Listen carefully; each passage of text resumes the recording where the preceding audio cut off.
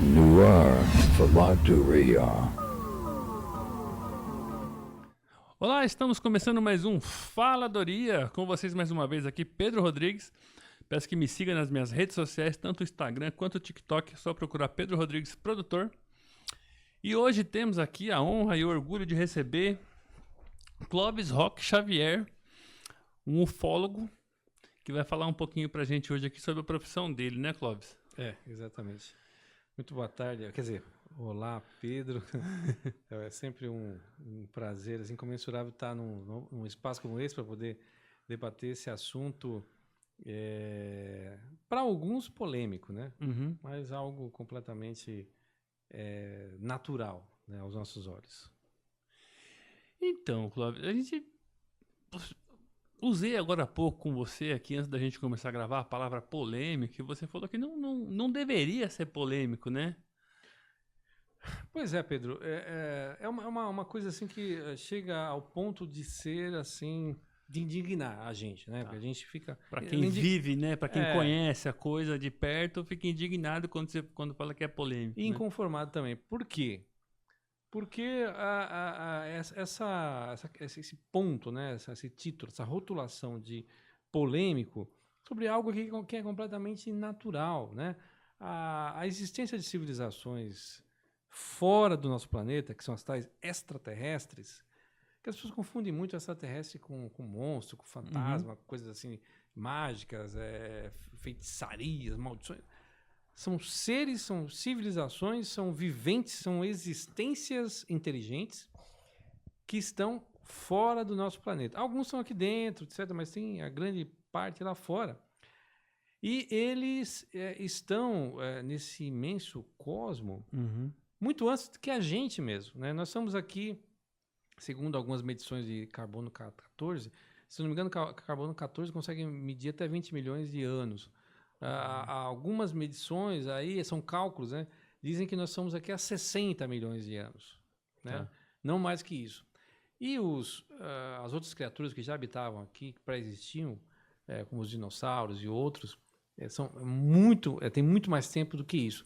E o universo tem trilhões, quintilhões de anos, os números são estratosféricos. Nós somos novatos no planeta, Tá. quiçá... Além de novatos no planeta, muito mais novatos ainda. O nosso planeta é novato no universo, né? Sei lá. Exatamente, isso quer dizer... segundo o nosso brilhante estudioso Zacarias Sitchin, né? Autor da obra O 12º Planeta e tantas outras, inclusive uma outra, A Guerra dos Deuses, e o título eu não lembro direito, mas ele é um arqueólogo. Tá. Tudo que ele fala é fundamentado em dados, em base. Ele encontra um dado, estuda e reflete a informação daquele dado no papel. Não é nada de romance, de conceito, de ideia da cabeça dele. São dados, ciência.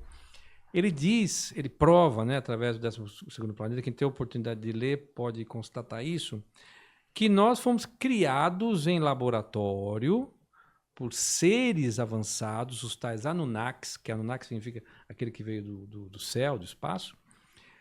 Então, deixando mais notório essa nossa modernidade, essa nossa... esse pouquíssimo tempo de existência no universo nosso.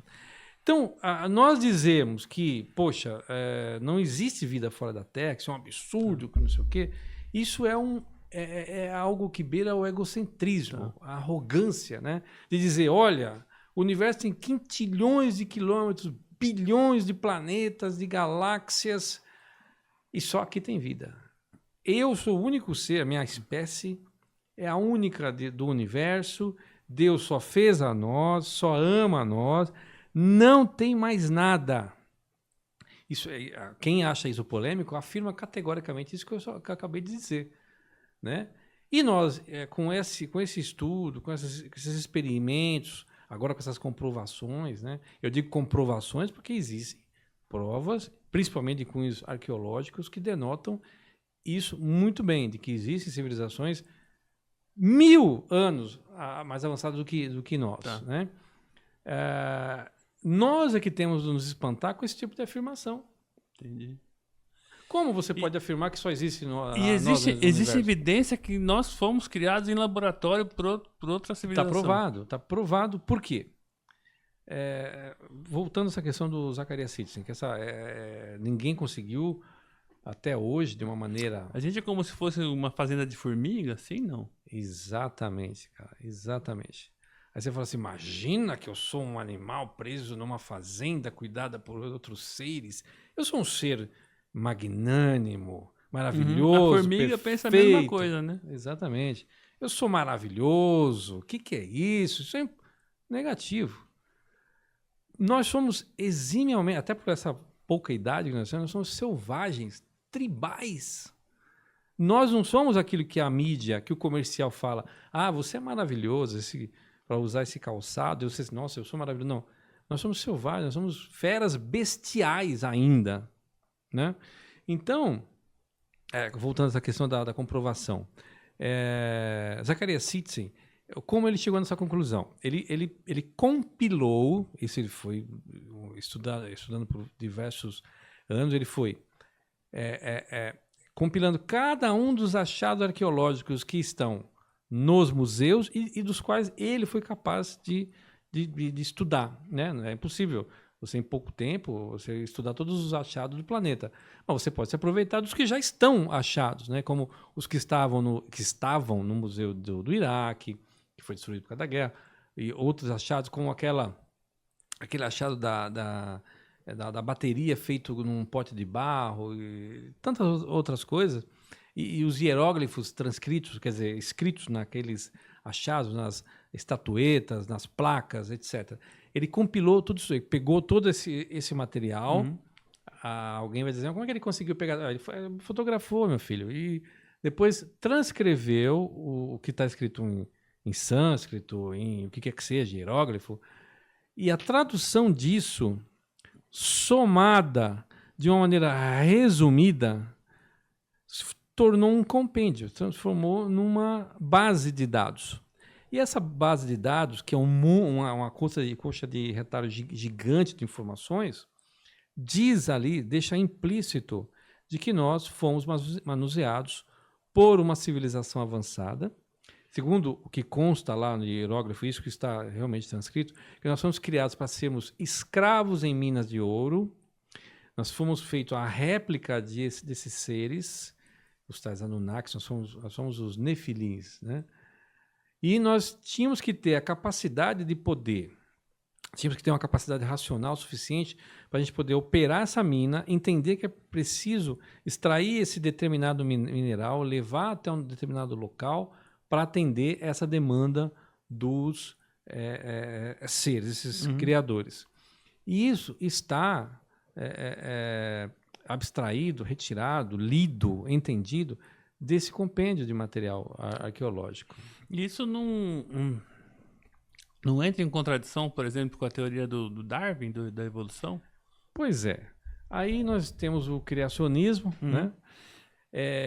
A história tem até uma forma bastante brilhante que eu esqueci o nome do autor dessa frase, mas ele diz que a verdade é uma estrelinha que caiu e se despedaçou em vários pedaços. Cada uma das pessoas tem uma parte dela, dessa verdade, né? Então...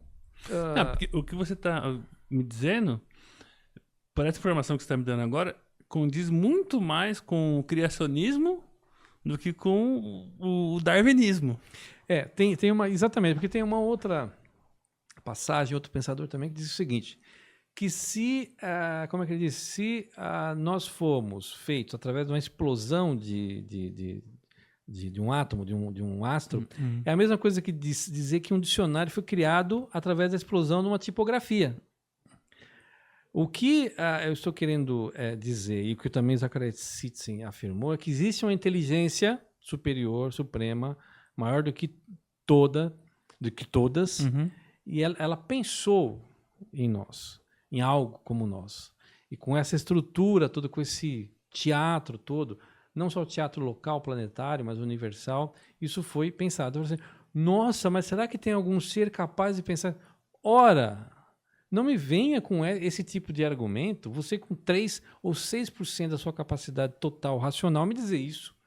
Se nós não utilizamos mais do que... Não existe pessoa, pelo menos dentro da normalidade, com a capacidade de utilização da massa encefálica superior a 10%. Você tem 90% da sua massa encefálica que o ser humano não utiliza, utiliza 3%. É muito limitada essa capacidade racional.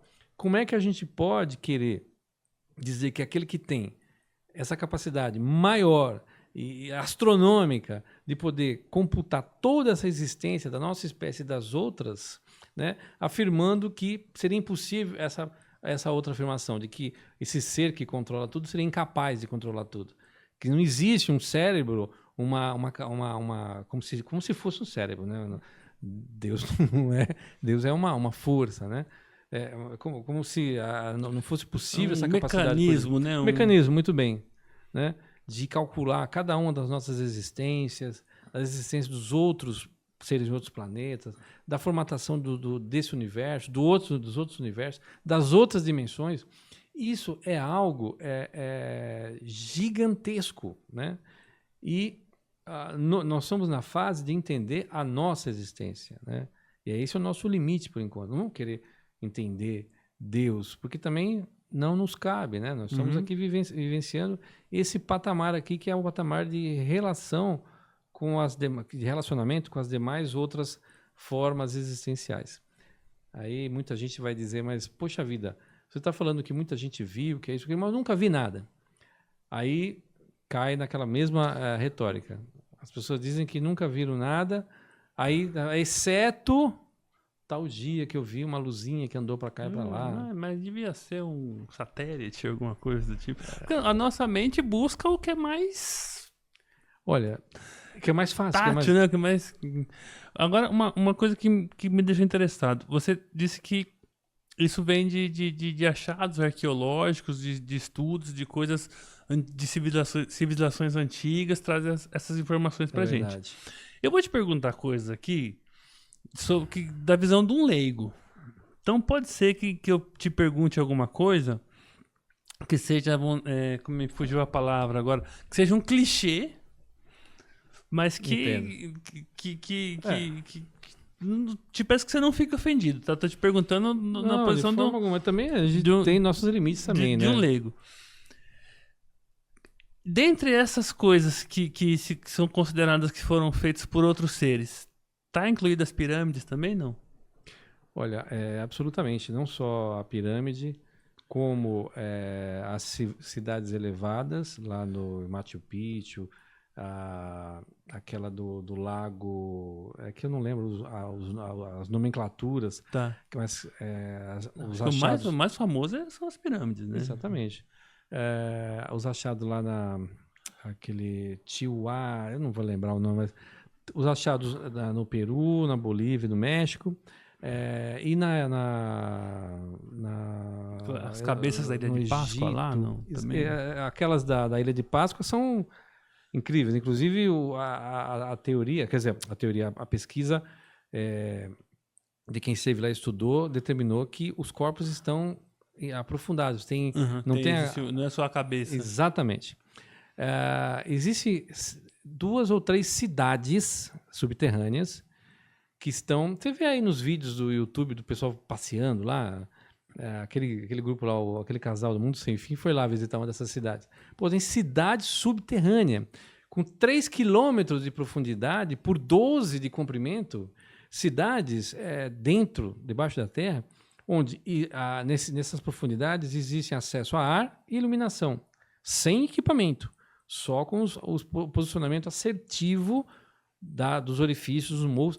Por que eles criaram essas cidades? E como eles adquiriram, que eram...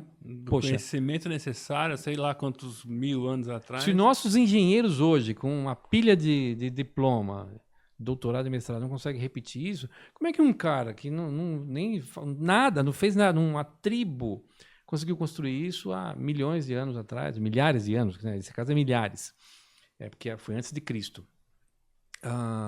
Aqueles blocos, esse bloco, se eu não me engano, foi na cidade de Machu Picchu, que encontra aqueles blocos gigantes que tem um encaixe entre um e outro, que não cabe uma gilete entre eles.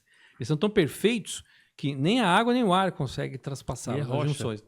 São rochas, são blocos assim de 3x3, por exemplo, dá uma sala, né? 3x3 é uma sala. E eles têm um encaixe perfeito. Uma sala mais ou menos também nesse estúdio aqui. Que aqui é grande. É um bloco, né? A pirâmide, inclusive, ela tem um posicionamento exato da constelação de Órion, né? Tamanho e posição. Agora, até hoje, ninguém conseguiu explicar. Teorias existem das mais absurdas, né? De como eles conseguiram levar aqueles blocos enormes de pedra até lá.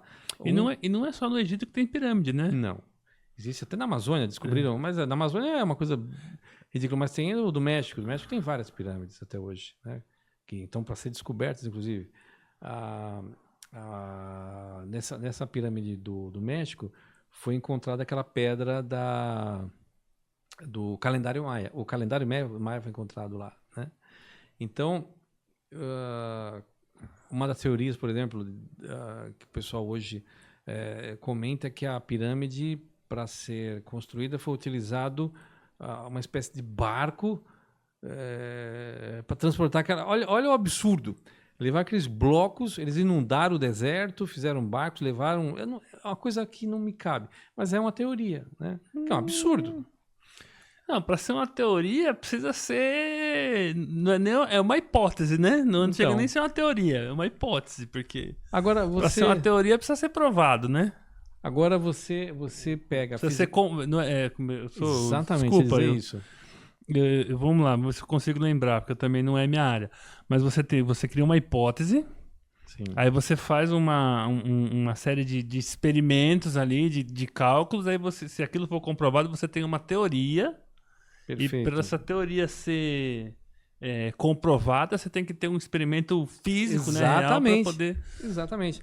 É isso que Agora, como se você disse que inundou o deserto para carregar a pedra, eu acho que não chegou nesse estágio ainda, né? Deve ser uma hipótese. Como ainda. as pessoas dizem, eles dizem assim, não, isso foi feito assim, porque tal pessoa disse que foi feito com uma inundação, outro com milhões de escravos. Tá bom, então você vai pegar milhões de pessoas, vai fazer a mesma coisa, é isso que você acabou de falar. Você vai pegar essa teoria, vai pôr em prática e vai construir uma outra pirâmide. Se você construir outra pirâmide, pronto, está resolvido. Então não foi tão difícil. Se foi através da inundação, que eles levaram em barcos, isso aí que também, como é que você consegue levar uma pedra dessa? Como é que vai inundar também? Então, por exemplo, quem que deu essa ideia, inunde o deserto, coloque num barco e refaça, né? Porque é muito fácil de falar. Agora, levando para a questão científica, para a física e a física quântica, inclusive dos conceitos da física quântica, aí já né? Plausível. O nosso querido professor Hélio Couto, que eu inclusive assisto a muitas das aulas dele, deixa isso muito evidente porque a manipulação atômica, desde que haja o entendimento, é capaz de fazer a mutação da matéria ou a criação dela, lembrando do princípio básico de que o átomo, né, ele tem 10% de matéria, perdão, 10% de matéria e 90% energia, né? Tá. Então, nesse aspecto, quem deteve essa informação naquela época pôde manipular. Aí entra aquelas tantas histórias, teorias de que os faraós eram os pertencentes a essas civilizações e eles é que passavam essas informações para os... Então, você falou agora há pouco de seres, vamos chamar de extraterrestres, né? Porque são de fora da Terra. Uma expressão simples, né? E que eles estão entre nós. Existem seres extraterrestres que vivem mesmo fora da Terra e existem seres extraterrestres que vivem entre nós. Mas me fala mais sobre isso. Olha, no meu caso, eu vou falar para você. Eu tenho experiências com pessoas, ao longo desses anos todos, com pessoas que mantêm contato, alguns físicos. A maioria é falada, né? Tá. Contato visual e falado com essas entidades, com esses seres. Falar entidade, o pessoal vai pensar que é alguma A coisa entidade é outra coisa. É, Aí já é o exatamente. candomblé, umbanda, já é Exatamente. Aí se faz mau uso das palavras, acaba levando para outro entendimento. esses colegas de universo, né? Exatamente, falou muito bem. No meu caso, por exemplo, eu tenho a experiência minha particular. Tá.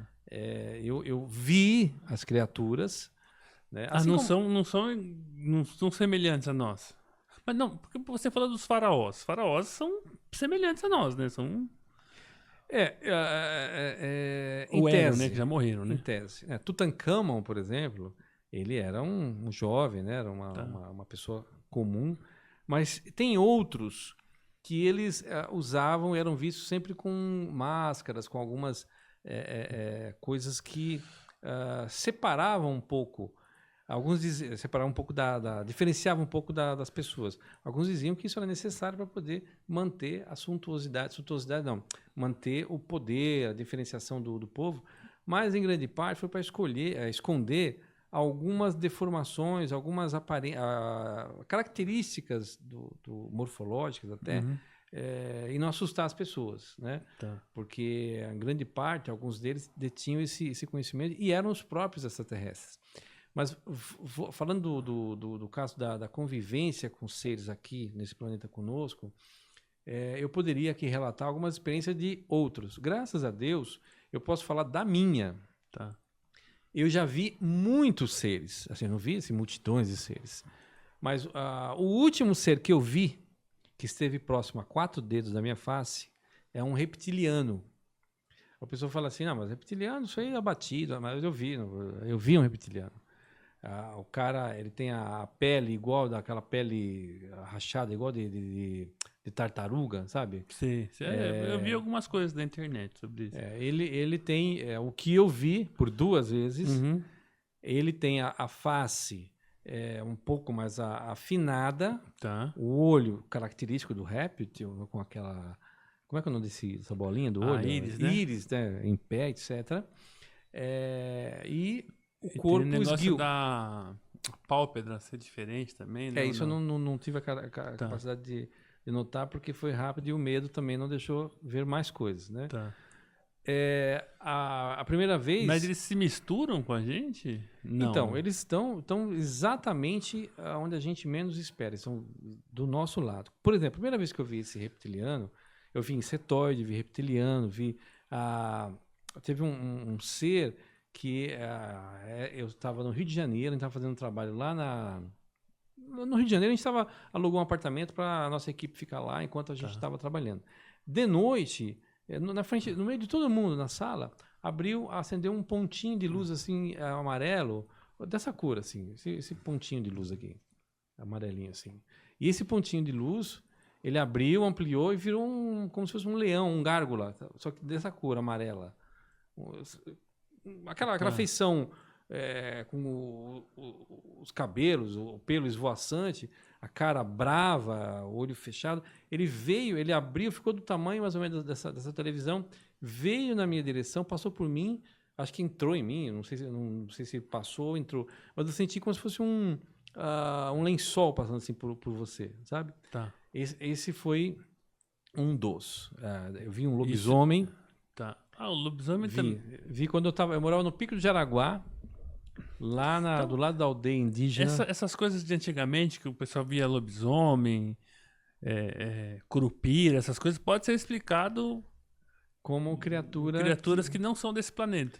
Aí as pessoas na época, naquela situação de dúvida, né, ilustravam, colocavam algum título, né, colocavam lá, como o caso daquela bola de fogo que anda na mata, o mandouro, depois a mula sem cabeça, que também é uma bola de fogo. A mula sem cabeça, eu vi alguma coisa a falar sobre isso também, que era não propriamente um ser, mas um meio de locomoção que parecia uma mula, alguma coisa assim, né? Não sei se... algo isso aqui. Eu ouvi falar, não sei se é isso. E essa bola aqui é filmada, registrada quase todos os dias. Não todos os dias, mas sempre lá na nossa região, e a bola de fogo. Essa foto é lá do Pico de Jaraguá. Pico de Jaraguá. O Clóvis é lá da região do Pico de Jaraguá. Exatamente. E ela estava andando a 30 metros de altitude das casas, né, lá na região do Pico. Isso aqui foi em 2022. Agora, Só que ela foi recente. filmada, a gente tem mais ou menos uns 400 vídeos desse daqui. Com essa, não fui eu que fiz. Os contatados, né? Esse aqui foi um do Jaraguá, e tem esses 400 que eu falei, é de uma outra senhora lá em Pirituba. Mas, voltando ao caso do reptiliano, a primeira vez que eu vi, ele passou na frente da minha casa. Eu acordei de madrugada, não sei porquê. Fui para a cozinha, que tem vista para o muro, para a rua. E de repente uma mensagem falou para mim: apaga a luz da cozinha. E eu, sem titubear, apaguei. Na hora que eu apaguei, passou na minha frente aquele perfil, né, que eu acabei de citar, que é um rosto fino, marrom, uma tartaruga de rosto fino, para falar grosso modo. Eu não vou saber especificar exatamente. Passou assim na linha na altura do muro, a cabeça se projetou do muro, né, e passou. Quando chegou no portão, é que eu vi o resto do corpo, o braço longo, etc. E ele passou pelo portão. O portão é uma garagem de grade, então deu para ver o corpo inteiro. O que me assustou e me fez comprovar que era o reptiliano é porque ele passou o portão, ele sentiu que alguém estava olhando ele voltou no portão, e sabe o que ele fez? Ele dobrou em um ângulo de 45 graus ao contrário a coluna dele para olhar para dentro da minha casa. Eu posso dobrar minha coluna para frente 45 graus, mas eu dobrar ela 45 graus para trás, eu não consigo.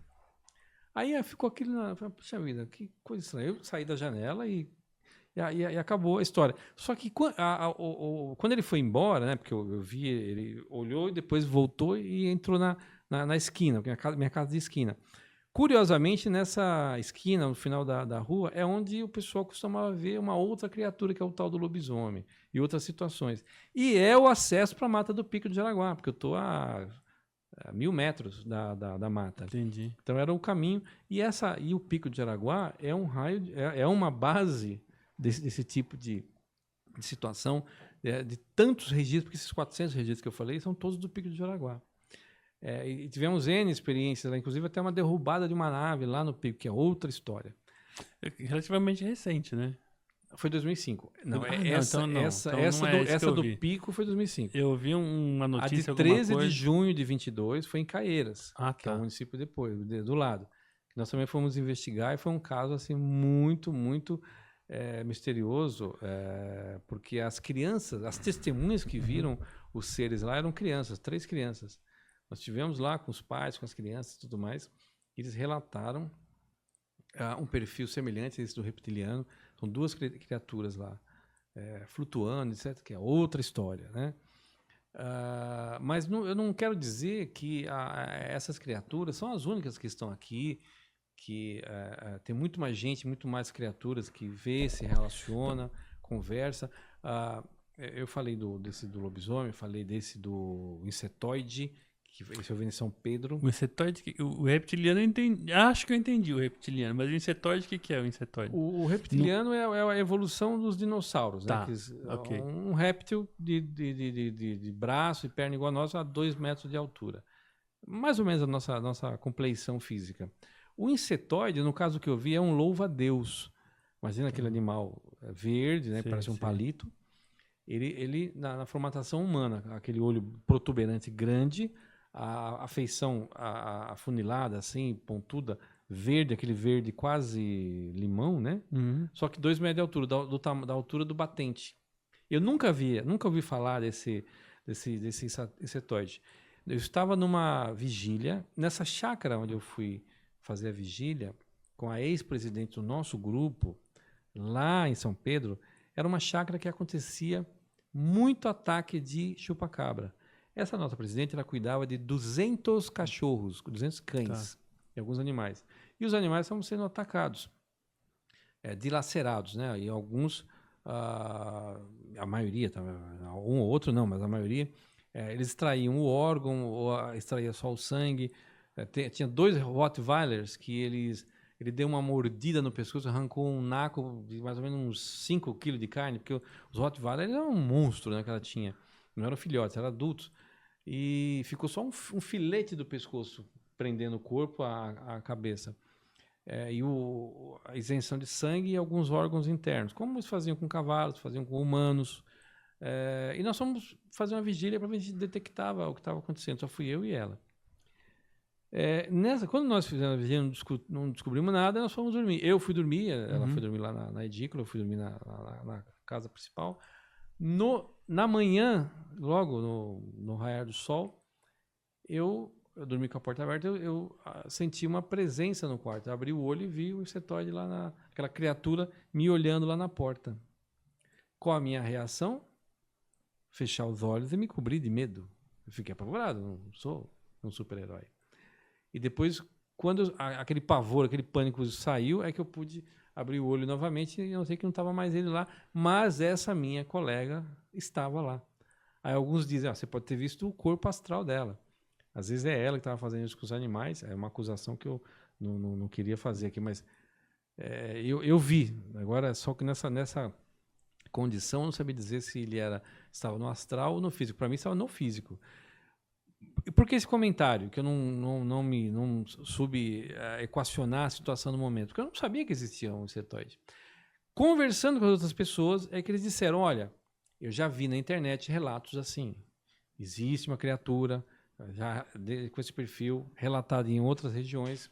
Aí eu fui ver a fotografia dessa criatura e era o tal do insetoide. Entendi. Que é uma espécie de... Você primeiro... Não é que você...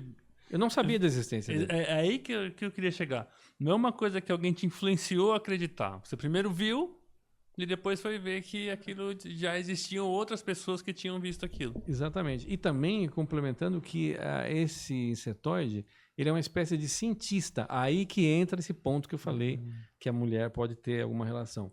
Ele é uma espécie de cientista que trabalha de modo parceiro com os Greys e répteis. E esse cientista, ele faz experiências com qualquer ser vivo. Só que são experiências igual lá no local, sem anestesia, sem nada. Ele não tem nenhum tipo de sentimento para conosco, assim como nós não temos para com a planta, com o animal. Tem gente que pega um cachorrinho, corta no meio, enfia a faca no meio da barriga e não está nem aí. Da mesma forma, esse tal desse insetoide faz conosco. Então eles disseram, você corria um sério risco de ele ter te pego lá e te cortado em 1000 pedaços, assim, sem anestesia, sem nada, como foi no caso Guarapiranga. Você conhece o caso Guarapiranga? Não. O caso Guarapiranga, estudado por nossa querida... esqueci, eu estava na ponta da língua, eu vou lembrar o nome dela. Puxa, eu esqueci o nome da pesquisadora, eu não podia falar sem comentar o nome dela.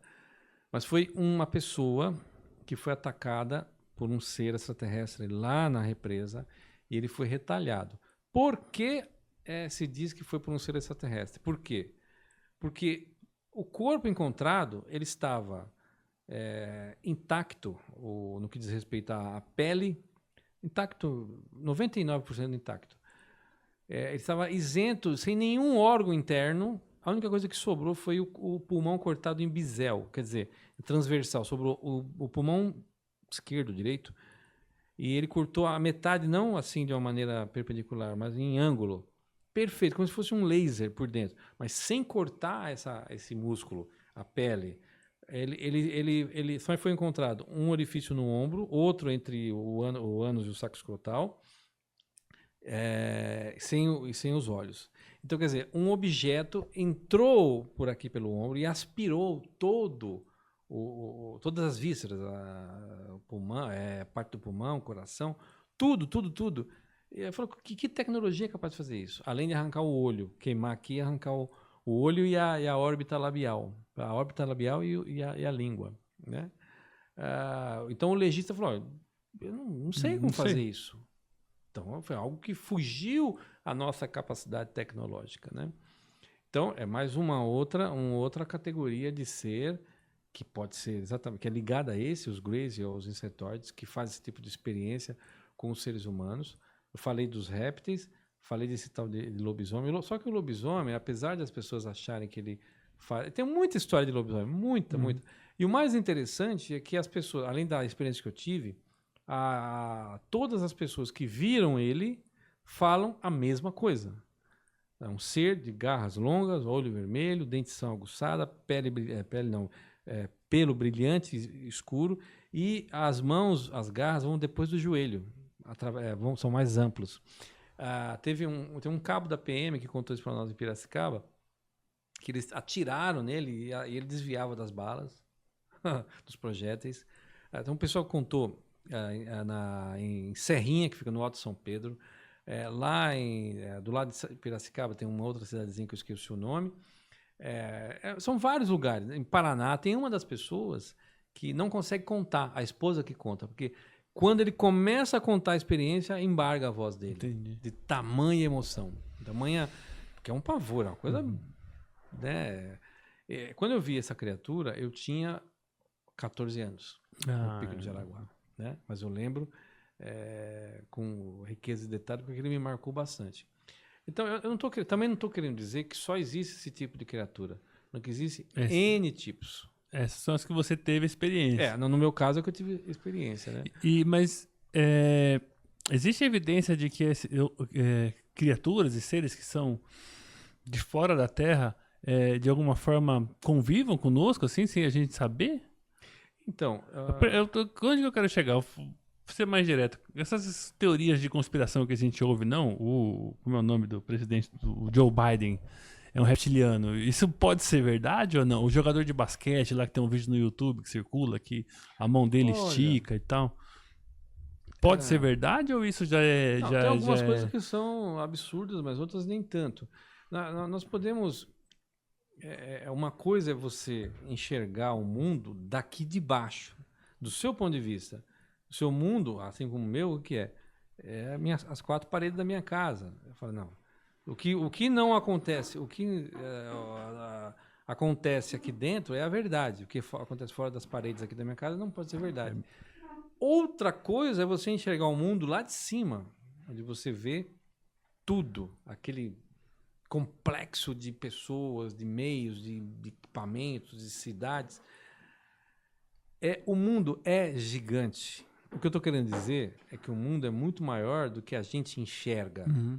Por exemplo, você há de concordar que basta você entender um pouquinho de mercado e verificar a rede de fornecedores e compradores, você vai conseguir chegar aqui a teoria, não é a teoria, o que os Bilderbergs, a história dos Bilderbergs conta, de que o planeta é controlado por 6 grandes famílias trilionárias. Tá. Isso aí o mercado consegue explicar. Os Rothschilds, Fords, etc. Rockefeller. Esse pessoal, nesse gabarito que está... Ele, assim, entre aspas, ele está praticamente em outro planeta, porque eles não têm nenhum tipo de consciência igual a nós. Nós temos uma concepção terrena, né, no que diz respeito no âmbito econômico, né? Nós vemos o que o dinheiro pode nos fazer entender. A concepção deles é outra, né? Eles estão no nível dos poderes, do poder exatamente, né? Não o poder político. Eles têm esse relacionamento direto. Assim como entidades herméticas, que eu não vou falar o nome aqui, porque já tive problemas, mas hermética é entidade fechada, aquelas sociedades secretas que você sabe que existem, N tipos de sociedades. Eles, por Aquela exemplo... que começa com M, não? Isso, exatamente, por aí afora. Né? Tem outra que começa com O também. Eles já fazem negócio com essas entidades. Entendi. Diretas. Uma eu posso falar qual é, que é a Provida. A Provida, por exemplo, ela tem alguns cursos em que... espero que não for falar besteira aqui, vou falar o nome dela, que agora já é tarde. Eu conheci uma pessoa que faz parte e ele mostrou um site com a lista de preços das atividades que eles fazem. E uma das atividades, você por um determinado preço, você faz acesso a uma entidade. Você vai fazer uma espécie de vigília, você vai no morro e eles vão chamar aquela entidade, você vai poder falar com ela, pagando uma determinada... Eu não estou falando que ela é errada, que não pode, que isso é... Não, é porque é a forma deles lidarem. E paga quem quer, faz o que quer. Cada um é livre. Mas tem outras entidades que fazem isso com um propósito. Esse aqui é de turismo, basicamente, né? Entre aspas. Mas tem outras entidades que usam isso para fins N. Para poder, para política, para questão financeira. E eles chamam essas entidades. Assim como existem religiões que também fazem isso. Agora, imagine nessa esfera que eu acabei de contar, que é da sociedade onde estão essas 6 grandes famílias que controlam o planeta. A que nível de proximidade eles têm com esse tipo de entidade? Eles precisam ir num terreiro? Eles precisam de alguma cerimônia? Isso é uma pergunta que eu vou deixar no ar. Você acha que precisa? Se pessoas daqui, do nosso nível, já fazem um contato físico tão próximo que é quase a mesma coisa de uma amizade de boteco. O que eu estou querendo dizer, assim, também, de uma forma bem sucinta, é o que eu disse no início. Tudo isso parece algo assim fantástico, algo extraordinário, algo mágico, algo não sei das quantas, mas isso faz parte da normalidade, isso é algo comum, isso Mas você não acredita que, por exemplo, que possa ter pessoas do nosso convívio que não são da Terra? Uma pessoa, o meu vizinho, ou até mesmo alguma pessoa que já veio no meu podcast aqui. Eu não dá consigo. para saber, mas você acredita que pode? Energeticamente, não, isso aí Pode sem dúvida ser. alguma. Inclusive, aquelas tais as pessoas chamam de como escravo, servo. O que existe muito são as influenciáveis, né? As pessoas, existe o próprio ser em si, que ocupa o corpo, ou se aparenta conosco, e tem aquele que utiliza o cérebro de terceiros, que é o caso do pessoal das religiões falam das possessões, né? As entidades, mais uma vez usando essa palavra, aí vou falando do aspecto religioso, que influenciam hipnoticamente essas terceiras e utilizam ela como escravos, como ferramentas dela. Isso existe bastante. Aí, entrando no âmbito... Já é outra... Mas é científico, porque é hipnose. Tá, O que a tudo gente, bem, mas diga assim, mas é outra, não é... é não outra esfera, outra- mas a pessoa fala, é algo, influência assim, ele lança um raio na pessoa, não é raio, é hipnose, é ciência. Uhum. Qualquer pessoa pode hipnotizar outra, depende do nível de suscetibilidade que aquela pessoa possui, né? Então, é uma coisa muito óbvia, né? Nós estamos num local muito grande chamado universo, e esse universo tem muita vida, muita coisa. Uma teoria que eu vi tem algum tempo já, parece ter um livro sobre isso, de que, na verdade, o tipo sanguíneo nosso, Ah, sim. você conhece essa teoria? O Que- O positivo, que é o normal, e tem Parece que o sangue A, não sei. Isso, tem mesmo. Só surgiu a partir de numa determinada época e que existe uma desconfiança de que isso foi um ser de outro planeta que veio aqui e se reproduziu com... Tem muito caso, tem muito caso. Muito caso. É possível isso? Sim, Não. totalmente.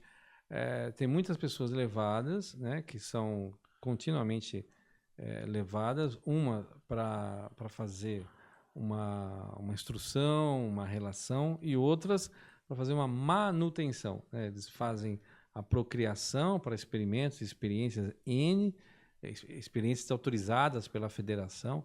A Federação é o grupo de seres que habita a Via Láctea, que toma conta da Via Láctea, não porque são bonzinhos, porque há necessidade de se ter uma vigilância, uma organização desse planeta, senão os outros que são hostis, os draconianos, os reptilianos que estão fora do planeta, porque tem os reptilianos aqui dentro, nas cavernas abissais, que convivem conosco, e tem o restante, junto com os draconianos e outras orbes, que esses são dominantes, assim como outras espécies, e podem vir aqui se alimentar dessa espécie, que a Via Láctea é a galáxia dos homens, né?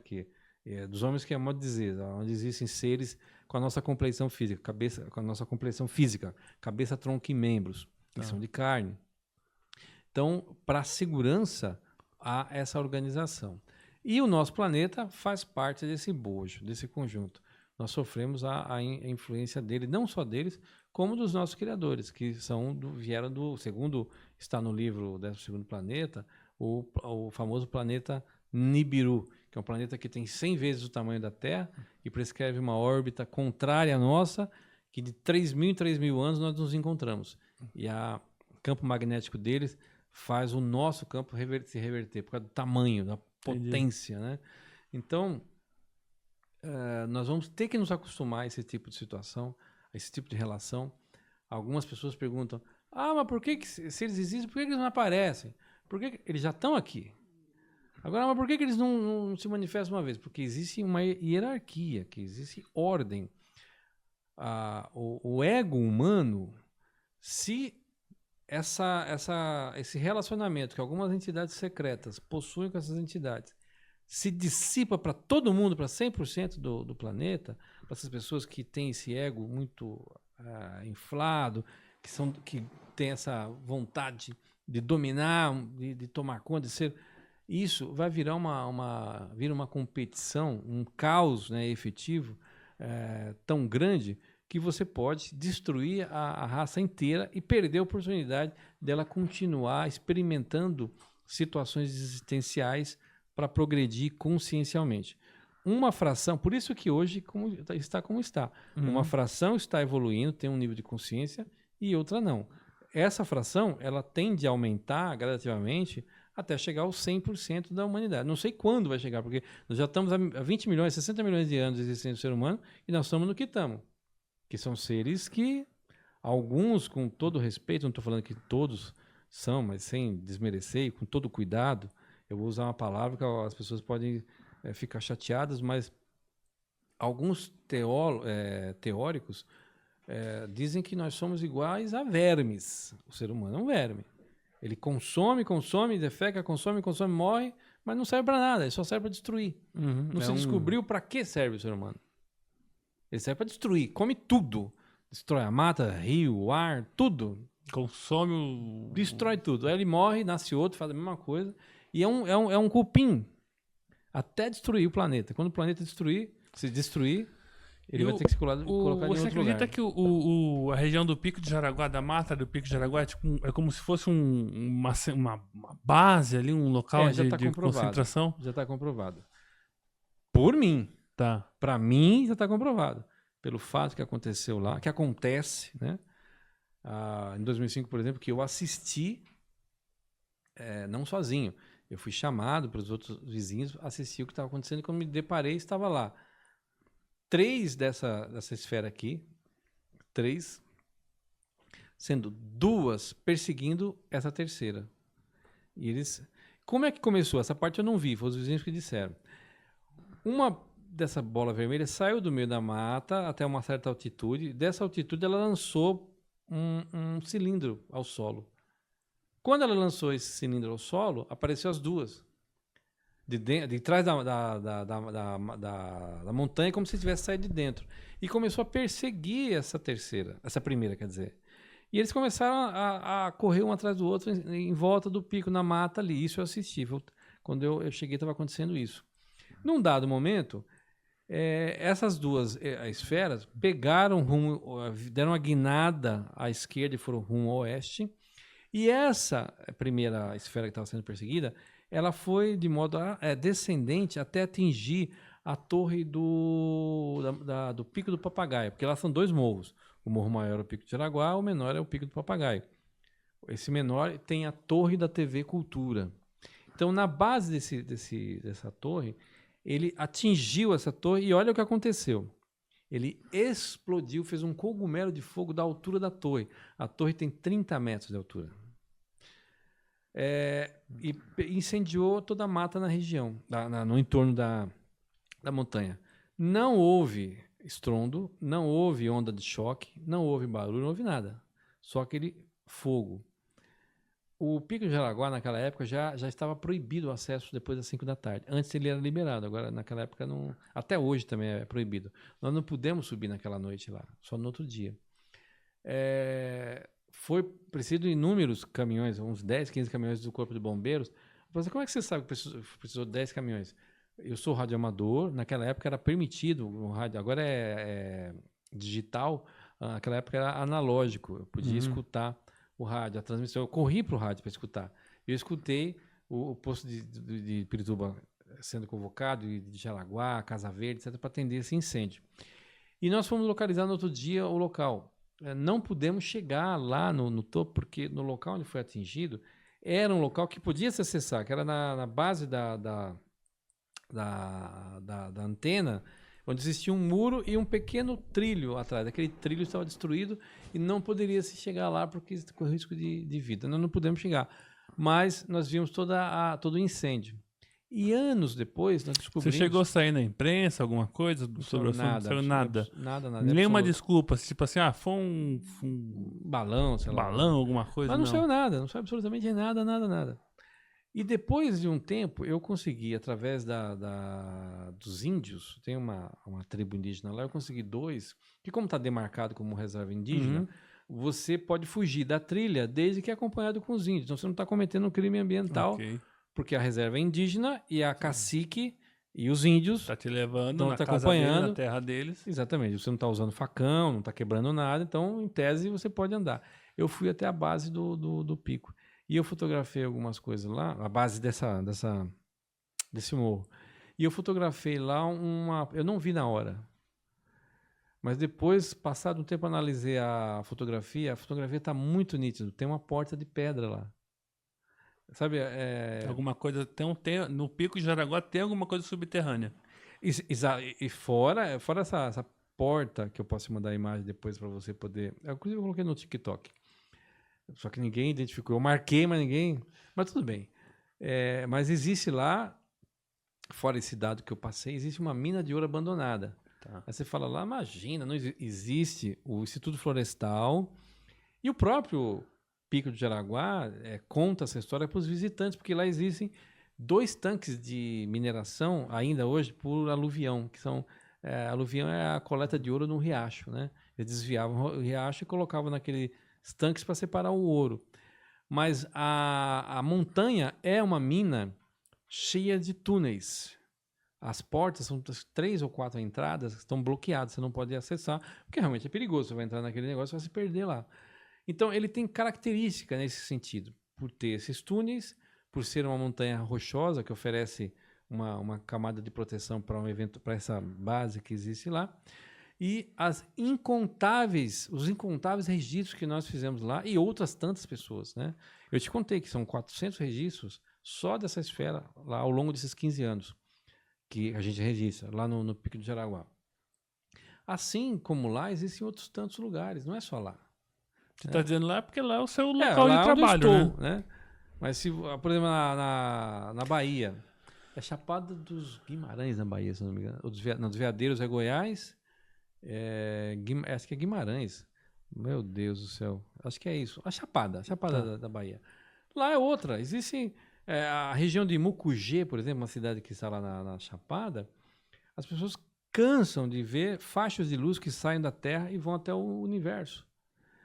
Luzes saindo da Terra, indo e vindo.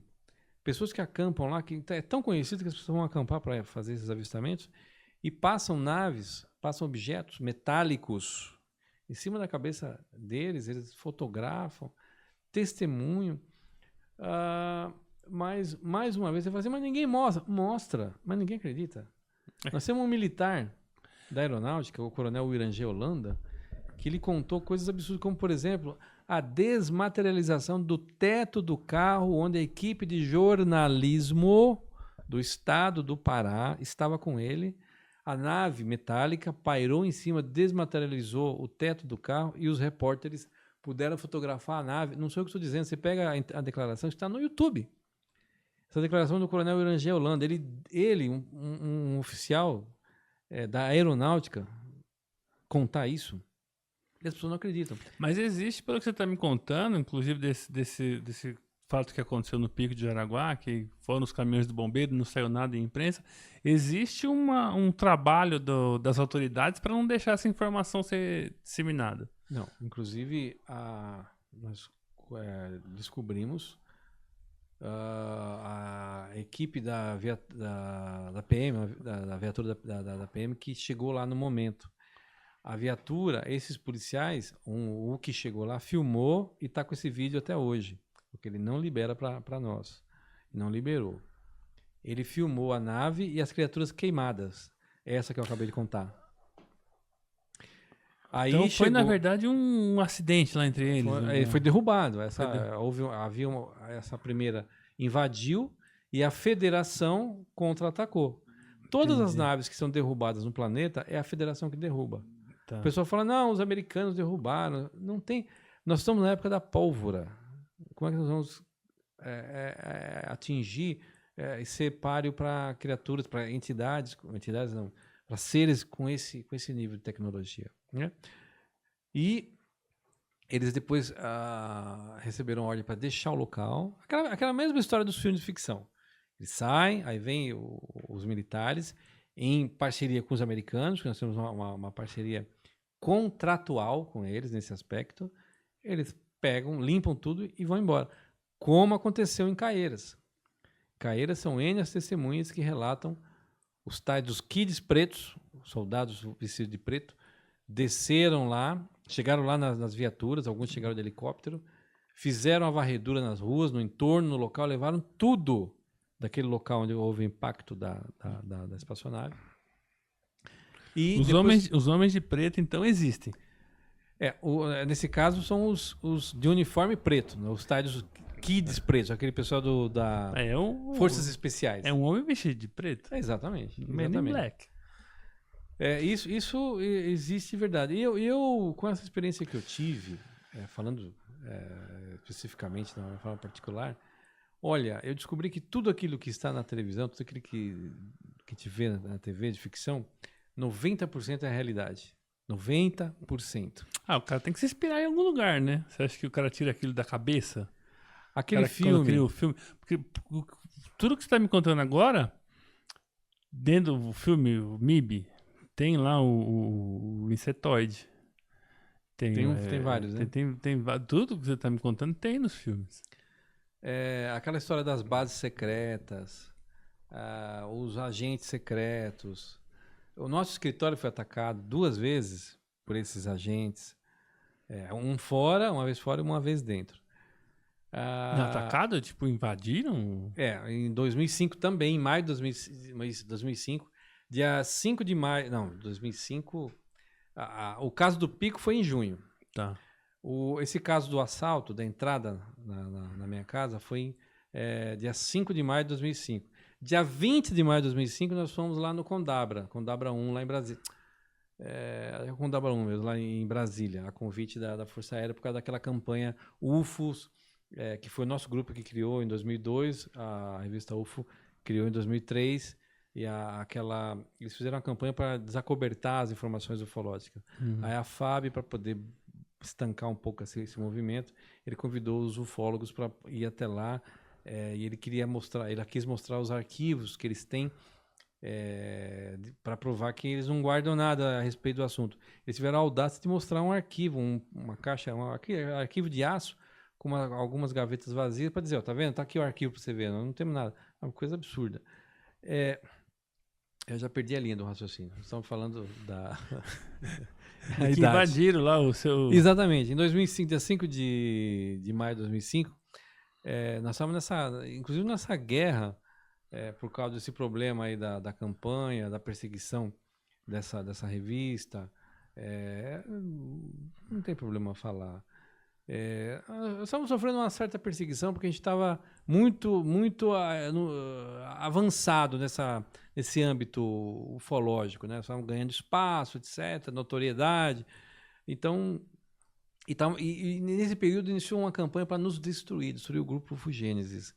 Eu tenho gravações do que esse pessoal, tem alguns cidadãos aí, que é bom não falar o nome, alguns faleceram já, que foram fazer uma campanha em cima dos nossos membros lá em Piracicaba para que eles estancassem o grupo, né? E nesse momento nós estamos sofrendo processos, situações. Eles criaram um programa na Super Pop com a gente, armaram uma arapuca lá para a gente aparecer e dizer, isso é uma outra história também muito longa, dizer que a gente era antissemita para destruir a nossa imagem. Então, nessa ocasião, em 2005, dia 5, nós tínhamos um escritório, nós trabalhávamos com um site, desenvolvendo ele, e 8 horas da manhã a gente recebe uma visita, o pessoal que trabalhava comigo Falou, pode entrar, não tem problema. Aí quando eu cheguei, eu fui abordado lá, me deram uma coronhada, a primeira abordagem foi isso, uma coronhada, me amarraram, iam me matar. E gozado que os dois que estavam lá estavam com 9 mm. E eles faziam questão de tirar o carregador, mostrar que a munição era novinha, inclusive. Por que eu estou falando esse detalhe? Porque bandido, quando vai assalta, ele às vezes não tem nem dinheiro, coitado. Ele tem, coitado assim, entre aspas. Ele vai assaltar com um 38, uma armazinha, aquele bulldogzinho, um revólver meio capenga ali.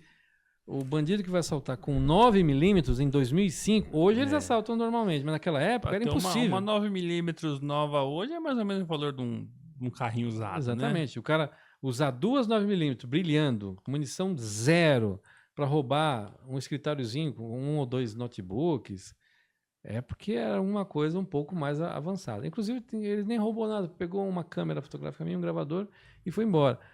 Porque ele ia até me esfaquear, amarrou. Foi uma confusão grande. E depois houve outras perseguições em meio a essa situação. E a partir disso, de tantas coisas, com esse assalto, com essas perseguições, o processo, o grupo se estancou. Tanto que a gente está limitado, a gente não tem a projeção que outros grupos possuem. Porque a nossa existência ela foi podada. Mas por quê? Né? Porque um grupozinho de pessoas comuns que têm interesse em descobrir um certo assunto precisa ser estancado. E depois nós tivemos outras experiências. Né? Nós tivemos uma palestra que nós fomos fazer também no anfiteatro ali do Parque Estadual de Jaraguá, com a presença do pesquisador Pedro Raul Mercado de Medeiros. Ele é um especialista em UFOs nazistas e outros temas ligados à teoria da conspiração. Como ele se rebelou com a revista UFO, na época, ele, ao que parece, deixou meio que implícito que a palestra que ele ia fazer lá no anfiteatro seria uma palestra reveladora, ele ia denunciar algumas pessoas. O que aconteceu? Nós estávamos lá com todo o preparativo, no camarim do anfiteatro, que existia à época, nós estávamos lá. Eu tinha um colega, eu tenho ainda, um amigo, né, que era da polícia, e ele descobriu duas pessoas estranhas lá dentro, caras altos que estavam sondando tudo e tinha a característica de militares.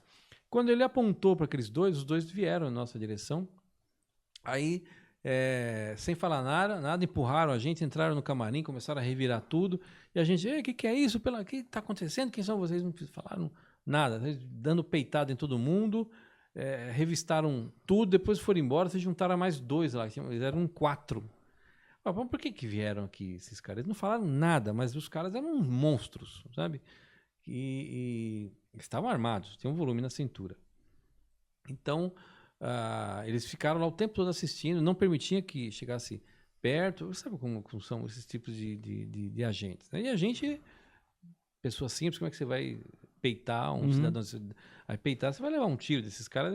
Mas impediram de ser mostrado alguma coisa? Não, mas assustaram o Pedro. O Pedro não falou nada. Entendi. Eles não chegaram a diretamente impedir, mas deram o recado. Falou, porque eles reviraram tudo. Vê bem o que você vai falar aí. E começaram a dar uma ombrada e afastando todo mundo, como se nós fôssemos algum tipo de bandido, né? Então o Pedro, como o Pedro é bastante... qualquer pessoa faria isso, né? Então eu vou estar tranquilo aqui, porque se eu falar qualquer besteira, o cara me dá um tiro aqui e fica por isso mesmo. Mas as nossas experiências nesse sentido foram muito grandes, a nível de perseguições. Como eu falei, os telefonemas ameaçadores lá para o pessoal de Piracicaba, graças a Deus foram gravados alguns para poder a gente comprovar. E você acha que a regulamentação da profissão de ufólogo ajuda a evitar esse tipo de coisa, não? Sim, porque não é que você banaliza, mas você generaliza, você amplia, você faz com que todo mundo seja pesquisador. Então é mais difícil é mais fácil você destruir 1 do que 10, né? Do que 100, 1000, né? Então se você tem, por exemplo, 1 milhão de ufólogos, é mais difícil você impedir o trabalho de 1 milhão de pessoas, né? E se todo mundo for ufólogo, melhor ainda, né? Todo mundo estuda, descobre, se conscientiza, entende, prospera e verifica que existem no universo inúmeros tipos de sociedades de culturas sociais, né, não só iguais a nós, que existem N tipos de seres, de informações, de tecnologias e capacidades, porque, como eu disse, nós ainda somos muito, muito selvagens. Uhum. Fala assim, nossa, que absurdo, selvagem. Nós somos selvagens. Selvagens, perigosos, os mais perigosos que você possa imaginar, sabe? E tribais, né? Nós agimos de uma maneira com o cérebro reptiliano, né? O cérebro é dividido em 3 partes. A parte principal, que é o límbico, córtex e hipotálamo, acho que é o córtex, que é o mais antigo. Me perdoem aí os estudiosos do assunto, mas eu não sei qual das partes. Mas a mais antiga ainda é a predominante, que é a parte selvagem, que só regula a sobrevivência e a defesa, né? Mais nada. Então, eu espero que nós tenhamos a oportunidade de evoluir nesse sentido, né? De nós ampliarmos a capacidade racional. Porque a nossa existência aqui é para isso. E por isso que a gente não leva nada. A gente vive do jeito que chegou, vai embora, né? As pessoas são apegadas a bens. Eu não estou pregando religião nenhuma aqui. É só uma coisa lógica. Se nós não vamos embora com nada daquilo que a gente junta aqui, por que a gente vai precisar se preocupar com isso? Vamos nos preocupar com aquilo que nós vamos levar embora, que é a evolução consciencial. O que a gente adquire consciencialmente. Isso a gente leva embora. O conhecimento, a experiência, isso sim, né? Mas enquanto a gente não tem essa consciência, que a gente está aqui só preocupado com outras coisas, vai tocando o barco assim do jeito que está, né? Se afundar, afundou. Eu queria te perguntar uma outra coisa. Igual, antes da gente começar a gravar aqui, você conversou um pouco com a minha esposa ali fora. Foi verdade. Ela contou uma experiência pra você. Eu não vou nem repetir a experiência que ela contou, porque eu posso ser impreciso, né? Seria melhor se ela pudesse estar aqui pra contar. Mas existem também casos do que chamam de abdução de pessoas? Existem muitas, né? Muitas, demais. Inclusive tem uma especial, lá em Osasco, por exemplo, tem uma senhora, há muitos anos ela é levada consciencialmente. Não o corpo dela. Várias vezes? Tem o corpo. Mas ela, assim, ela é levada várias vezes, já é meio que programado, ó, a gente vem, daqui ano que vem a gente volta. Exatamente. Quando precisa fazer uma intervenção, digamos assim, falando dos casos bons, né, com relação às entidades, de novo falando essa expressão, eu preciso trocar essa palavra, falando das criaturas que têm uma certa benevolência para conosco, eles levam o corpo quando é preciso fazer alguma atividade, ajudar, ou fazer alguma coisa que o equipamento terrestre não tem, a bordo da nave eles vão poder fazer, se a pessoa for merecedora disso, né? E tem casos que é só instrutivo, então ele leva só o perispírito mesmo, só o outro companheiro que a gente tem aqui dentro, né? Entendi. Nós somos 2 pessoas, né? Então, consciente e inconsciente. Então, ela disse que ela vai lá todo dia. Eles têm, inclusive, uma tecnologia bem mais avançada do que a gente, né? Que a gente não consegue fazer isso. Assim, de sair do corpo? Não, eu digo, não que que a gente não consiga, mas a gente não tem a habilidade e a perícia para fazer isso com essa facilidade que você está me descrevendo. Nós não temos, não é nem a capacidade, é como você falou, realmente, o nosso ego ainda não é permitido. Eles conseguem, porque se existem registros de pessoas que fazem isso, são poucas. Olha, em situações difíceis de se conseguir. Agora, pelo que você está me descrevendo, os seres têm a condição de realizar isso com uma facilidade de como a gente faz uma intervenção médica. Olha, eu vou... Que é uma manipulação da matéria, simplesmente. Uhum. O professor Valdo Vieira, com o curso de projeciologia, ele ensinou como sair do corpo, né? Uhum. A gente pode se ver, pode ir para outros lugares, mas nós somos monitorados, porque essa informação é muito grande, muito perigosa, né? Isso se confunde... chuva que tá vindo. Chuva. Isso se confunde com... Tudo isso que você está me descrevendo, em muitos pontos, é confundindo com temas religiosos, né? Se confunde. Eu conheci uma pessoa que me descrevia exatamente o que você está dizendo, e ela atribuía isso à religião dela, que ela conseguia sair do corpo, se ver a situação que ela estava vivendo, por exemplo, essa pessoa nessa conversa aqui, ela conseguiria sair do próprio corpo e visualizar a conversa entre ela e a outra pessoa. Então, é exatamente isso que você está me descrevendo, só que ela atribuía essa habilidade dela à religião dela. Então, a confusão é bastante grande porque utiliza-se a religião para o termo religião e esse rito todo para que as pessoas possam entender melhor uma capacidade que a natureza e nós mesmos possuímos, né, que é essa capacidade de poder acessar as dimensões, dependendo do nosso nível de entendimento e de permissão, porque por exemplo, Hitler tinha experimentos científicos nesse sentido, de poder fazer ataques a inimigos através dessa projeção, através da energia. Eles chamavam isso de... Eu não vou lembrar o nome, mas eles faziam isso no laboratório e conseguiam fazer ataques cardíacos em inimigos, matar à distância. Uhum. Então, você vê, olha o interesse do humano. E não é nada absurdo, porque é manipulação da matéria. Exatamente. Então, na religião, outras tantas experiências. Nós temos uma senhora aqui no litoral de São Paulo, em Itaém, que ela foi criada, ela chama de...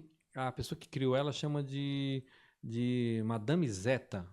Porque ela estava no hospital, tinha uma doença e apareceu um ser parecido com o Zeta Retículo, que é o Grey, só que maior, grande, cabeça grande, olhos protuberantes, braço fino, que conversou com ela e falou: eu vou te curar, porque você é merecedora, e curou ela. E ela se devota a esse ser, chama de Madame Zeta, essa senhora. Tem um soldado do exército, ex-soldado, isso foi eu que entrevistei. Eu tenho a gravação, as fotos, a reportagem. Aliás, tudo isso que você trouxe aqui é material. Não sei se a câmera não pega, né, Gu? Mas tem uma porção de coisas na mesa aqui que são documentos, tudo que foram pilhas de documentos aqui que são da sua pesquisa. Estou falando fora do microfone. São pilhas de documentos aqui que são... pesquisa ao longo desses anos. Né? Da sua pesquisa, né? Exatamente. Ah lá não, ali naquela câmera deu para visualizar. Né? Não, já deu para ver já. E o outro caso desse soldado, ele fez um treinamento lá em Brasília. Ele serviu na época da década de 90, estava na época da Guerra do Golfo, ele estava se preparando para ir para lá com um pelotão.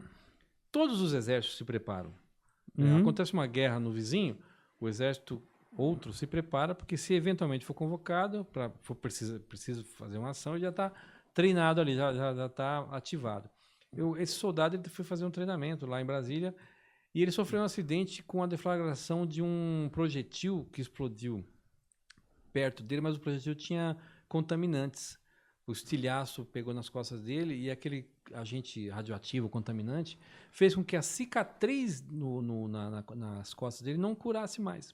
Ele ficou com um buraco nas costas, na pele, né? Não curava. Ele teve que ficar 8, 9 anos com aquele ferimento, que não curava. Ele me mostrou os jornais, porque isso é lá em Brasília, ele morou serviu em Brasília e morava em Goiânia, ou Goiás, uma coisa assim. Então era um fato extraordinário. Então, por o exército não conseguir curar ele, isso fez com que a mídia acessasse essa informação e ele pôde registrar a tentativa dele de se curar. Então, na entrevista, o contato com ele foi uma coisa também do outro mundo, né? A experiência. Porque ele é de Brasília, veio parar aqui em São Paulo e eu acabei conhecendo ele acidentalmente, entre aspas. Então, ele contou que depois de ter passado 8, 9 anos com esse ferimento, ele não aguentava mais, uma determinada noite estava na casa dele e ele mentalizou, pediu para Deus, né, para tirar aquilo dele, etc. Uhum. E, de repente, a história é longa, né? Eu vou resumir, apareceu um ser de luz na frente dele. Ficou tudo claro. E aquele ser, no momento que aquele ser apareceu, ele adormeceu de repente e ele lembra que sonhou de alguém falando para ele: ó, tenha calma que eu vou te ajudar, a partir de agora vai tudo acabar. E depois que ele passou por essa experiência, diz que quando ele acordou, as costas dele estavam cicatrizadas. Eu tenho as fotos dele, das costas cicatrizadas e machucadas com as fotos dos jornais. E os laudos médicos e a declaração dele, né? Então, isso seria um milagre. Seria uma ligação religiosa. Esses relatos que a gente tem de casos muito parecidos na Bíblia, por exemplo, podem ter sido seres... O cavalo de fogo que levou Elias. Elias e tem 3 pessoas que estão vivas até hoje, que a Bíblia relata, não fala da morte deles, e que foram levados pelo cavalo de fogo. Uma dessas que eu lembro é o Elias. Uma bola de fogo assim. Essa bola é flamejante. Ela não é estática assim, ela flameja como um fogo. Ela tá amarela aqui, mas a olho nu ela é vermelha. Se as pessoas vissem essa bola pousando e levando alguém, eles diriam que seria uma carruagem. Não é cavalo de fogo, é carruagem Carruagem de fogo. Então foi levado para uma dimensão. Segundo a Bíblia, à luz do entendimento da Bíblia, Elias está vivo até hoje. Ele foi levado para o céu e não voltou mais, né? Então, é uma forma de explicar outra coisa. Isso eu também tenho para provar. Tenho registrado. Eu entrevistei essa pessoa, tenho o áudio dela, que é o seu Benedito, lá na cidade de Campo Limpo Paulista, aqui do lado de Franco da Rocha. Eu morei em Campo Limpo, inclusive. Morou lá? Morei lá. O seu Benedito, ele é da igreja, a congregação cristã do Brasil. E ele contou que ele tinha muita dúvida, só para consertar Que bairro que era de Campo Limpo? Bairro próximo do... Eu sei que nós descemos na estação do trem e nós fomos sentido sul, subindo bem perto dessa zona, não era muito longe não. Acho que é central. Não, eu morei... Eu tô perguntando porque eu morei perto de uma congregação cristã do Brasil, em Campo Limpo. Eu vou lembrar. Mas era num bairro bem mais afastado do centro. O seu Benedito é um PM aposentado, tá? Militar aposentado. Deve ser fácil de localizar lá. Estou falando isso porque já faz 20 anos que eu fiz esse registro com ele. Mas eu tenho a fita, o áudio da entrevista com ele falando exatamente isso que eu vou contar. Então, ele pedia muito para Deus, porque ele acreditava muito nesse assunto. Só para consertar, o caso de Goiânia, a pessoa aquele soldado, ele, às vezes, ele via muitas luzes, muitas coisas no céu, e ele não entendia. E nessa ocasião da cura, é que calhou de aparecer essa luz. Tá. Né? E ele foi só aquela vez que ele pediu para Deus resolver o problema dele. Bom, agora voltando no caso do seu Benedito. Ele é da congregação, ele acredita muito em Deus, mas ele pedia para Deus para explicar o que são aquelas luzes que apareciam em cima da casa dele, que ele também via muito. E ele começou a se interessar muito por esse aspecto extraterrestre, de vidas fora da Terra. Ele falou, mas isso não está na Bíblia. Deus me explica por que eu tenho essa vontade dentro de mim, por que aparecem essas dúvidas, por que eu leio tanto. Eu fico mais interessado em ver essas coisas do que ler a sua palavra. Aí diz ele que em um determinado momento ele esqueceu isso, estavam trabalhando na casa dele, e de repente ele vê uma dessas luzes, plena luz do dia, final de tarde. Essa luz se expandiu e se transformou num disco, parou em cima da casa dele. Disse que ninguém viu, só ele. Desse disco abriu uma escotilha, um foco de luz bem pesado, bem denso, apesar de ser luz do dia, um foco de luz, uma luz, sei lá, era uma luz. Não sei como ela acontecia na plena luz do dia. E desceu um ser com as mãos abertas assim, por aquele canal, até junto dele. E diz que lá em cima ficou, lá na nave, outro ser olhando o que estava acontecendo. E esse ser desceu, ele estava igual o caso do Astacheran. Ele tinha um macacão colante, um símbolo no centro do peito, parecia Astacheran é um ser da Federação Galáctica, muito conhecido, que as pessoas falam muito com ele, e por isso que eu remeti a essa relação. E esse ser se aproximou dele e falou, olha, você não é o Benedito e quer saber tudo a respeito do que são essas luzes, quem somos nós, onde viemos, etc, etc. E o ser passou a responder todas as perguntas que ele quis, né? Falou que o mesmo Deus nosso é o Deus dele, que não tem diferença, que a nossa única diferença é que eles estão em outro planeta, nós estamos aqui, que eles têm tecnologia avançada e podem vir aqui da forma que estão. É muito extensa, né? Mas o senhor Benedito foi capaz de poder separar isso da religião. Ele não disse a nenhum momento que nesse momento foi um determinado figura religiosa que apareceu ali, que se mostrou e falou, foi um ser extraterrestre. Foi uma situação, e essa situação não estava prevista, pelo menos aos olhos dele, na Bíblia, e ele conseguiu separar uma coisa da outra, mas deixou claro, ele não quis evidenciar porque a gente estava gravando, de que uma coisa está intrinsecamente relacionada com a outra e é só um ponto de vista. O que acontece na religião já acontece fora, que é praticamente a mesma coisa, né? Agora, você está indo por um caminho dizendo que é possível separar o que é religião e o que é e o que são seres de outro planeta. Mas existe também uma ideia de que Jesus poderia ser um ser de outro planeta. Você acredita nisso ou não? Conceitualmente já é, porque você primeiro me diga onde é que ele mora aqui no planeta Terra. Subiu aos céus, né? CEP. Você ressuscitou bairro. no terceiro dia, subiu aos céus, está sentado própria Bíblia do está dizendo lado do isso. Pai, né? Se você não disser que Jesus Cristo não é extraterrestre, aí quando a gente fala isso, extraterrestre, as pessoas já enlouquecem. Imagina o ET do Spielberg, né? Barbaridade. Exatamente. ET, telefone, minha casa. Que barbaridade. Como é que você pode falar uma coisa dessa de Jesus Cristo? Aí nós temos que parar. Que é muito grave. Daqui para diante as pessoas não conseguem entender. As pessoas vão estamos chamando de Jesus é um monstro, é uma criatura. Extraterrestre é apenas a expressão, o significado de um ser, uma criatura, independente de ser que nível seja, estar fora da Terra, fora de onde nós estamos. Extra significa fora. Terrestre é terra. Então, tudo que está fora da Terra é extraterrestre. Jesus Cristo não tem endereço CEP aqui nesse planeta. Se tiver, me dá, porque eu vou lá agendar ou mandar um correio, mandar uma carta para ele. Ele está fora. E ele, esse céu que a Bíblia retrata, é o espaço, ou não? Sim. Ele está fora. Ele não Se a gente não puder, está aqui. é uma explicação, né?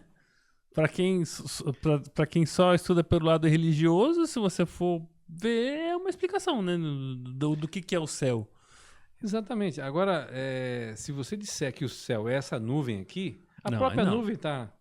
Não, porque você Se você dizer que Jesus está ali, aí você está sendo o pecador, porque você está diminuindo o poder e a grandiosidade desse mestre, desse Deus tão benévolo, que é o norte desse planeta inteiro, né?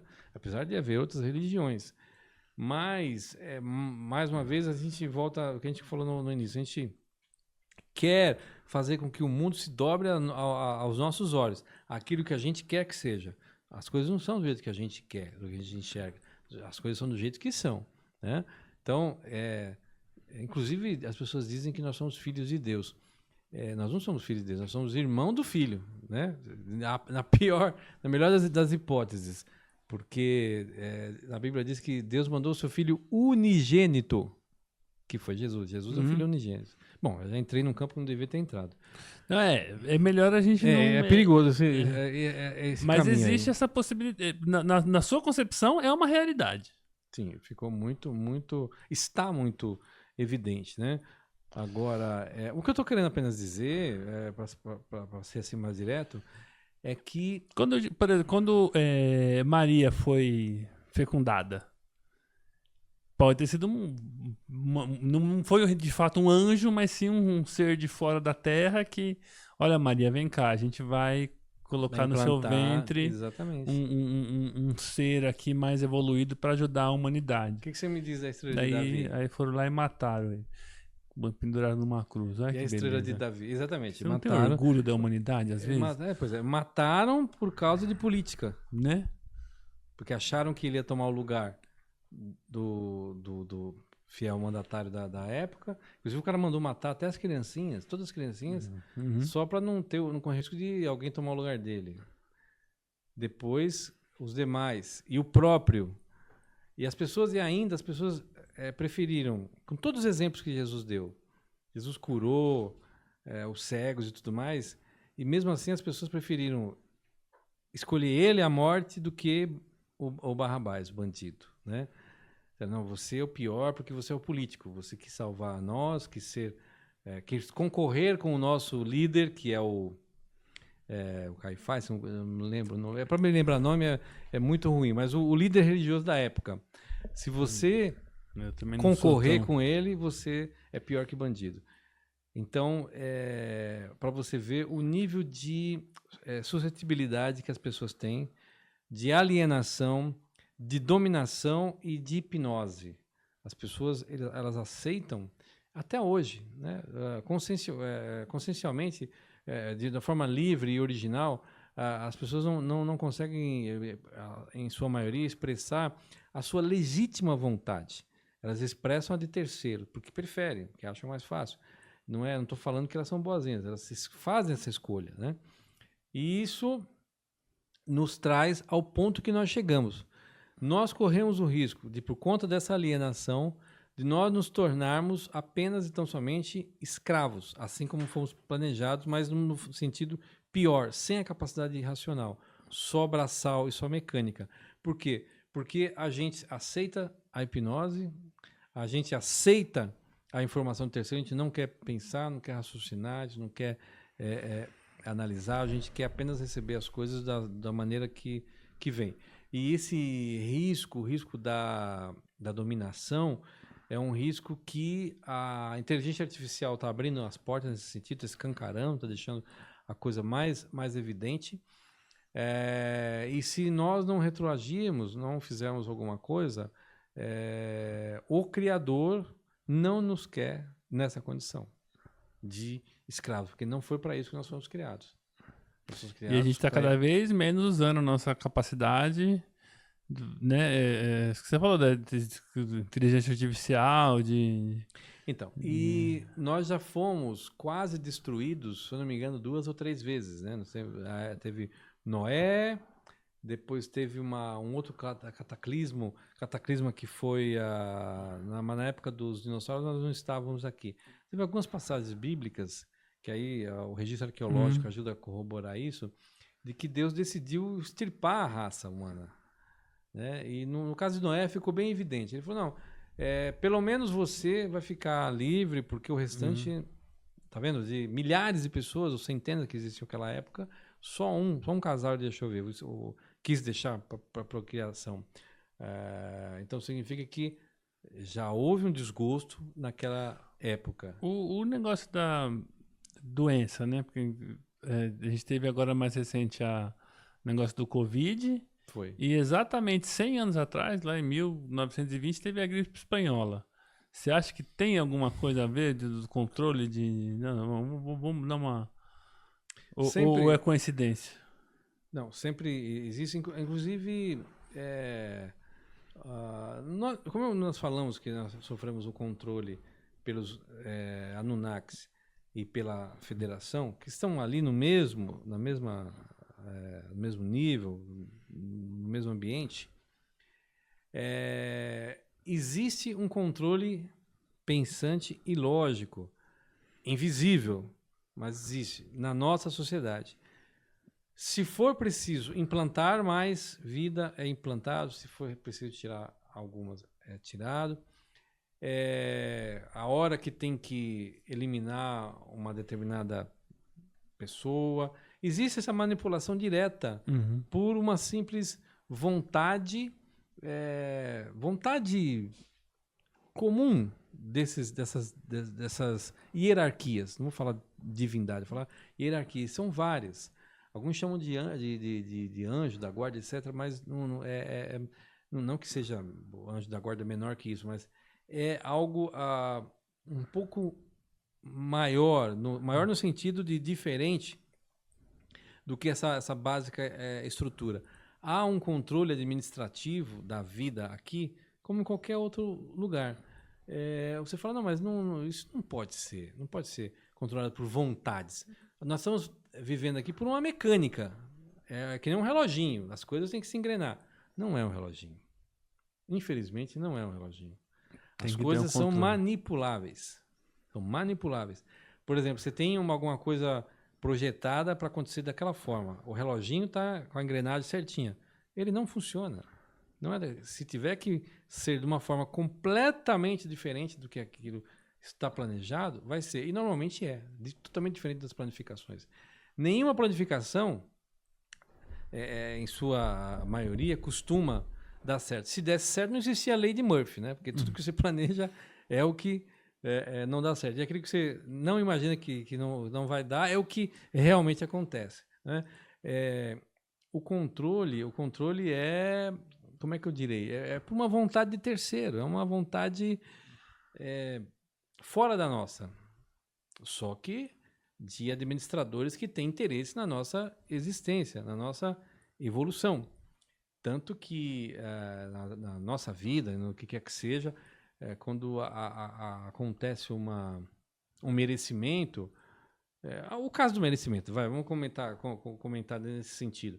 Nós somos recompensados nesse sentido. Quando não há, nós não somos. Que é difícil entrar nesse âmbito sem desvirtuar de algo parecido com a religião. Mas eu só estou querendo dizer, como eu queria dizer no início, de que as coisas não são poéticas, não são floridas, não são assim bonitinhas e lindas como os livros querem dizer. Existe um anjo com uma harpa tocando uma linda canção e dizendo, né, que você vai ser feliz, que as coisas são assim, planta isso daí que vai dar certinho do jeito que você quer. Não, se no meio do caminho for necessário mudar tudo, vai mudar, não vai ser de acordo com a lógica, porque a administração é pensante, tem uma consciência. A consciência principal, que é a de Deus, também é assim. Ele é o único, mas o Deus verdadeiro, o Deus que está lá na ponta, não é o Deus que você coloca aqui na altura da nuvem, não. E nem aquele que mora aqui em São Paulo. Porque tem gente que fala que Deus mora aqui em São Paulo, né? Porque é tão pequeno. Deus é o Deus do universo, né? E aí, puxa, você vê, essa questão da religião, ela está muito intrínseca com esse tipo de coisa. Por exemplo, eu queria deixar registrado aqui, você já ouviu falar da obra O Cavalo de Troia, do J.J. Benítez, né? Sim. Ele já está no 9º volume, se eu não me engano. Você acreditaria, se eu dissesse para você, que 80%, 70% a 80% do que ele disse naquele livro é baseado em verdade real vivida por ele? Ele falou um monte de coisa absurda. Que tem um portal dimensional, que ele voltou no passado, foi com um militar, com uma câmera JVS, na época, no ombro, e foi filmar o que aconteceu no Monte Gólgota. E outras barbaridades. Aí você fala, como é que você pode afirmar uma coisa dessa? Quem é você? Você conhece o JJ Benítez? Eu falei, nem sei quem é, nunca vi o JJ Benítez. Mas eu conheci e sentei na mesa, frente a frente, que me contou tudo isso,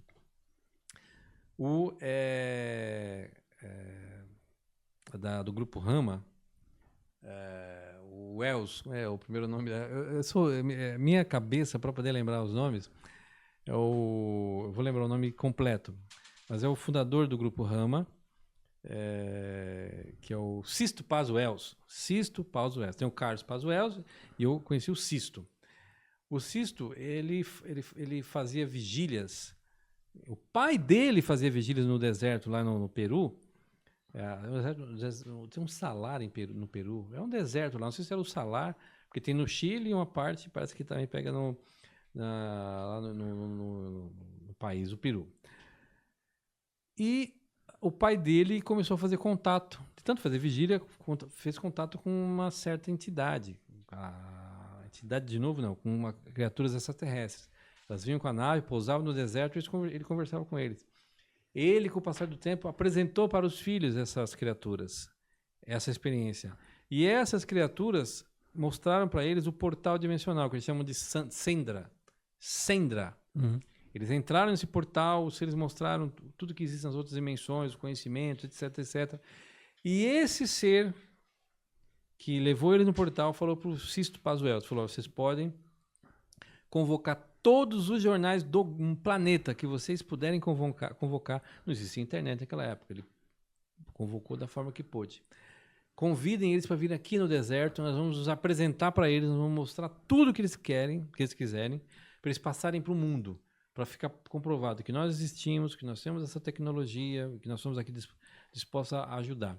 O Sisto fez isso.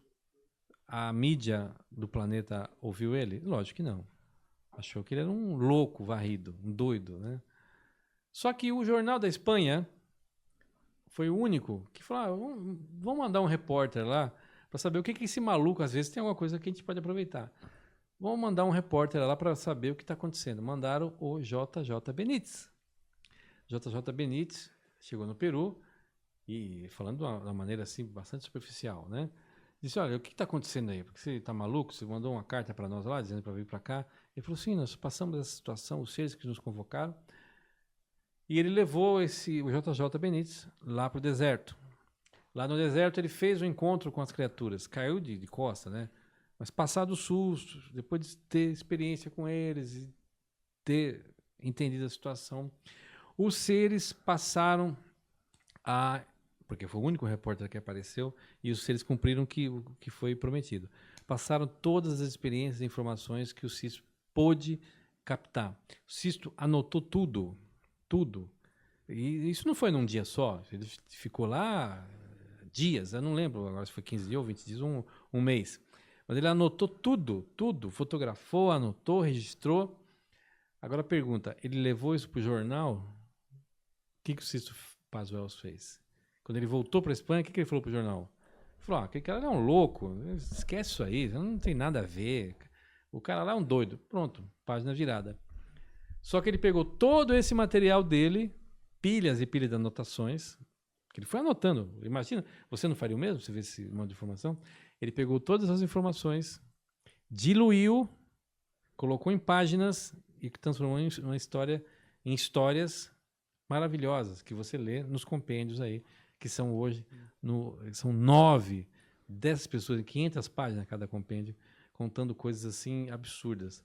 Mas essa passagem, essa questão da utilização da senda do portal para poder avançar no tempo ou retroagir, é algo que se constata através da experiência desse senhor, o Sisto Pazuello, que está à disposição para poder contar tudo isso. Eu gravei a entrevista com ele, eu tenho gravado a entrevista, mas não tenho essa parte foi em off que ele me contou. Uhum. Mas como eu citei o nome dele, você pode perguntar para ele a respeito. Tá certo. Clóvis, assunto a gente tem para mais algumas horas aqui, né? Porque é muito interessante o assunto, são assuntos que são temas que se interligam, né? Já estamos entrando agora na teoria das cordas, né? De várias dimensões, mas acho melhor a gente deixar para uma próxima ocasião. Sem dúvida, tem toda a razão. Põe aí, Gu, o Instagram do UFO. UFO Gênesis. UFO Gênesis, quem quiser seguir no Instagram, tem bastante informação lá. Sim. Você quer mandar um recado para alguém, um abraço, alguma coisa, aproveitar o espaço aqui?